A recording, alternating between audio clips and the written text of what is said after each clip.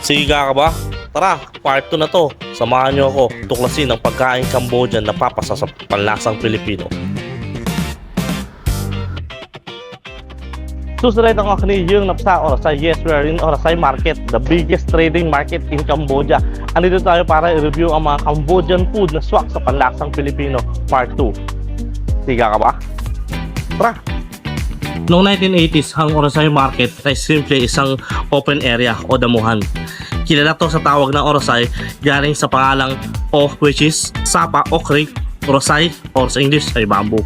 Bamboo in the creek.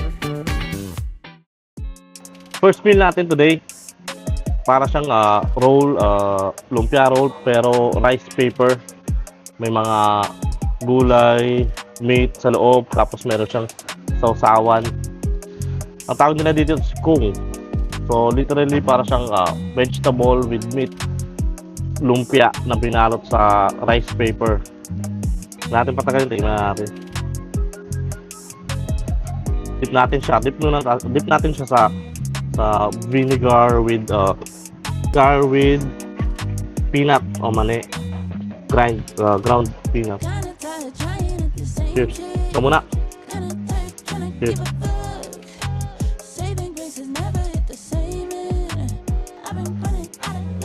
Meron siyang sticky rice sa loob. Tapos yung lasa ng herb sobrang lakas. Para siyang lemon dip.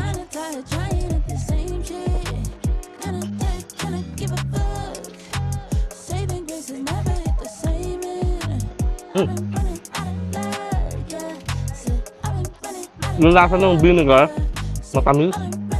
Lasang-lasang mo yung peanut. Yung wala siyang masyadong saltiness, so natitikman ko na siya yung sweetness, yung sourness, yung pagka-mint nung gulay, yung mga herbs sa loob, yung sticky rice. Tapos itong para siyang ham na parang meat. Pamabag. Tapos sunod tayo next.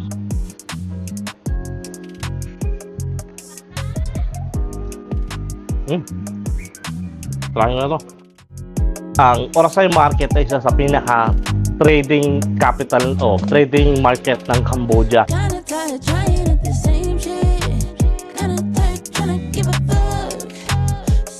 So next stop natin, ang tawag na Cambodia dito sa Kitiw.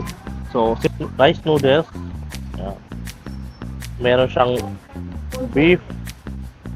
Meron siyang beef balls, toge, mga gulay, and then beef broth. So, huwag natin patagalin pa. Tikman natin. Unahin natin yung sabaw. Para siyang pork and beef broth, no? Very savory, malasa. Andun na yung alat, andun na yung tamis.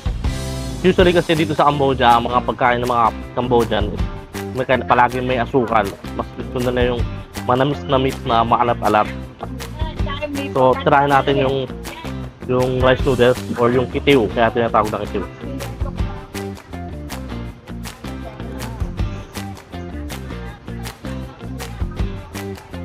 Yung kitiw, walang masyadong lasa. Yung texture niya, para siyang bihon na sotanghon. So, glass noodles nga. And then, yung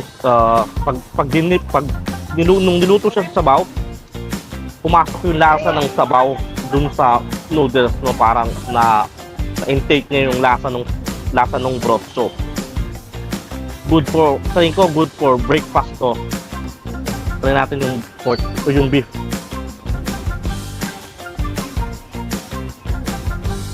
Yung beef, medyo marami din siya ng onte, pero kaya mo naman. Hindi siya masyado matigas, medyo konti slight cranberry lang. Sure. Gawin natin, meron ditong lemon. Tignan natin ng lemon.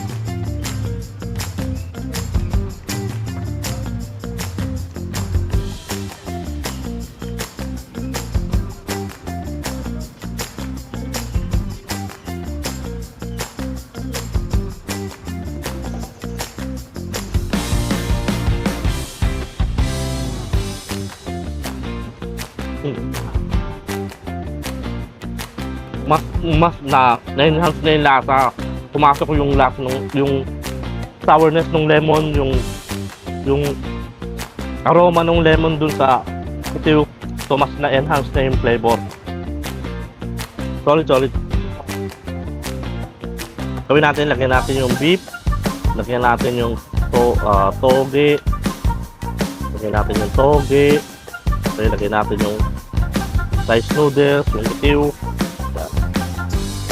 Cheers! Ikaw muna. Okay ka na? Cheers! Yung combination niya, talagang partner. Andun yung protein, andun yung carbs, andun yung broth, andun yung gulay. So perfect combination siya. Sa umaga, kung almusal mo to, kompleto na yung araw mo. May lakas ka na para magtrabaho ulit. Trying ko na to. Punta tayo sa susunod na video.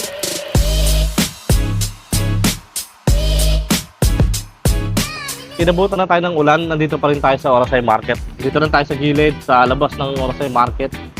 Walang masyadong pagkain sa loob eh.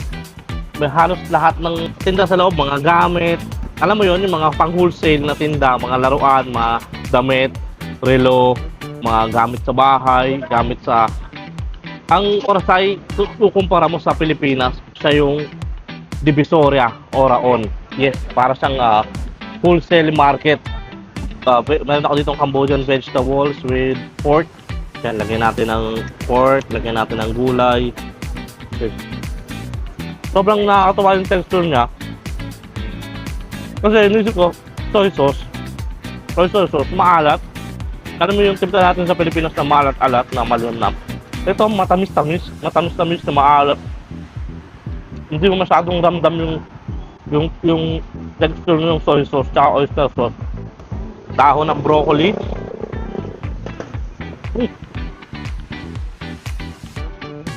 Okay siya, partner nito kanin eh. Pero marami tayong gustong subukan ng pagkain, kaya try muna natin yung ulam tsaka yung kanin. Cheers. Next natin, Cambodian chicken curry. Yan, nakita mo yung lips ko. Yan, may mga fried na bawang, may mga lemongrass, may manok. Tapos yung curry, mukha sa manghang, pero tingnan natin kung manghang mo talaga. Diba sugarcane? Matamis, of course, sugarcane. Hindi yung lasa ng lemon. I think pinigaan nila siya ng lemon para mabalance yung lasa. Masarap siya, refreshment. Kung naiinitan ka, sobrang solid to. So, kung natin patagalin, subukan natin yung chicken curry ng Cambodian. Tignan natin yung chicken curry ng Cambodian. Huwag natin patagalin. Gawin muna. Cheers. Hindi masyadong dry yung chicken. Nalalasahan ko yung lemongrass. Yung curry, masyadong malakas. Kung hindi siya maanghang, hindi mo nararamdaman yung anghang. Ramdam ko yung lasa ng bay leaf, fresh bay leaf. Para siyang herb, more on herb taste siya kasi nga gawa nung bay leaves tsaka nung tanglad, yung lemongrass. Yung tapos sinamahan pa ng chicken curry, so masyadong malakas yung lasa ng herbs. Okay, one more bite pa tayo, tapos pumunta tayo sa isang video. 5, 4, 3, 2, 1.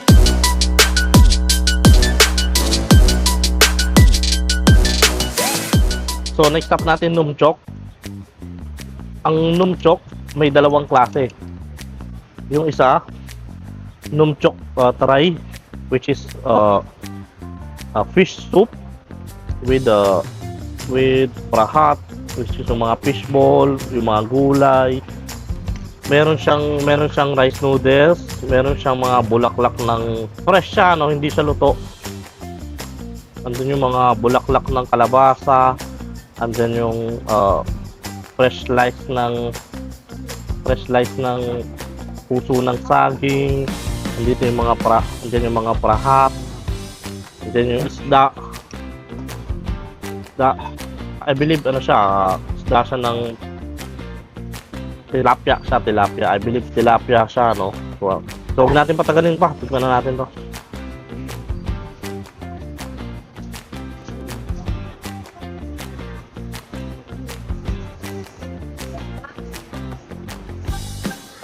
Medyo blend siya. Matabang. Yung rice noodles, almost wala siyang lasa. Nararasahan ko yung lasa ng isda. Yung sabaw galing sa isda. Masyadong malakas yung mga herbs niya. Sunod na tikman natin itong rice cake nila. I mean fish cake. Sunod na tikman natin fish cake. Lagyan natin ng fish cake. Lagyan natin ng rice noodles. Lagyan natin ng isda. Lagyan natin ng puso ng saging. Lagyan natin ng herbs. Ito muna. Okay ka na? Try ka na to.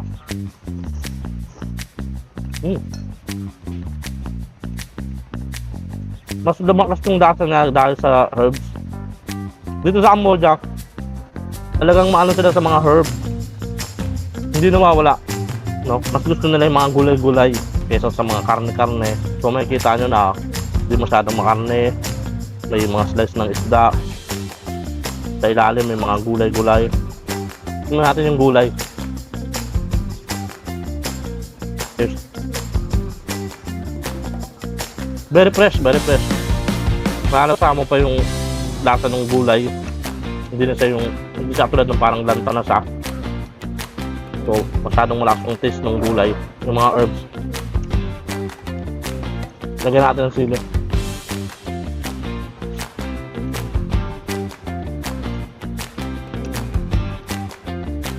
Lagyan natin ng sili.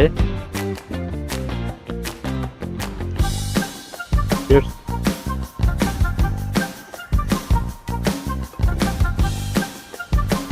Sumipa yung anghang. Sumipa yung anghang. Kita mo itong bandihadong sili. Isang perfect bite ba tayo? Tapos next na tayo sa susunod na video. Cheers!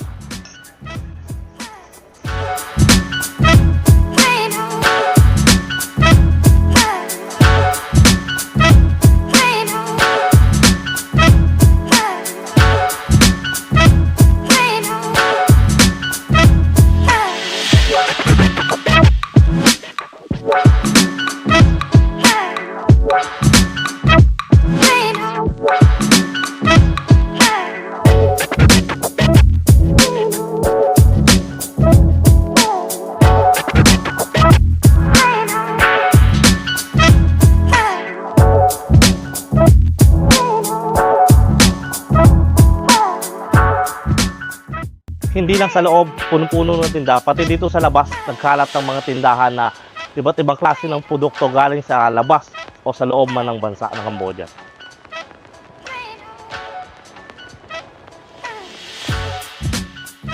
Last stop natin, dito tayo sa isang restaurant sa gilid ng Orasay Market. Umorder tayo ng hiu soup or dumpling soup. Literally para siyang siomai na may sabaw. So, unahin natin yung dumpling o siomai sa Tagalog. Meron ditong siling sausawan. Yan, sausawan. Mamaya lagyan natin. Yan, pero unahin muna natin yung siomai muna. Yan. Ito muna. Okay na? Tama. Yung texture na sa loob, manamis-namis. Solid yung karne.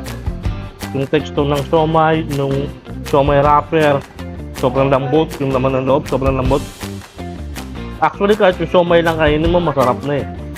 Tapos binabad ko siya sa burot soup, mas lalong sumolid yung lasa niya. Mas sinipsip niya yung lasa ng burot, pumasok dun sa loob ng siomai. Tignan natin yung sabaw.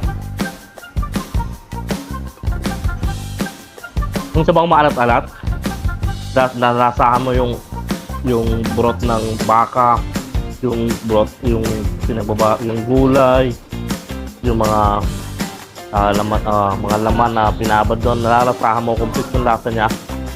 Ngayon tignan natin yung karne. Lagyan natin ng karne. Lagyan mo natin ng sauce. Lagyan natin ng sauce. Yung sauce, karne, konting dahon ng sibuyas, kiniling, sabaw.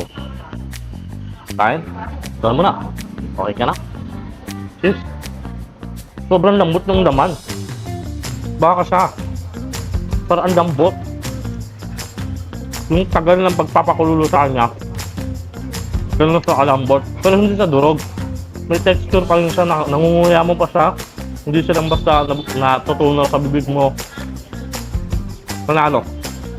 Tignan natin ulit yung siomai.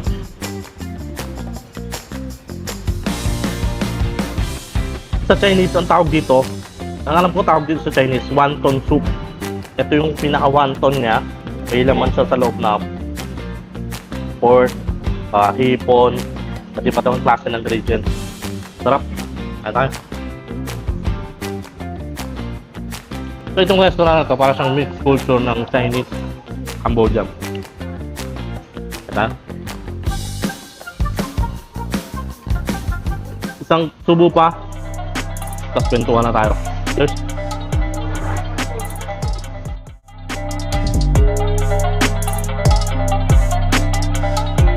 Andito tayo sa gilid ng Orasay Market sa isang coffee shop. Sa gilid ng shop, papahinga tayo. Kakatapos lang umulan. Maraming pumapasok sa isip na bakit hindi nila ako bumalik sa pagpapactory. Pero muna tayo, ayun ito. Since kaka-upload ko pa lang, ilang video pa lang nagagawa ko.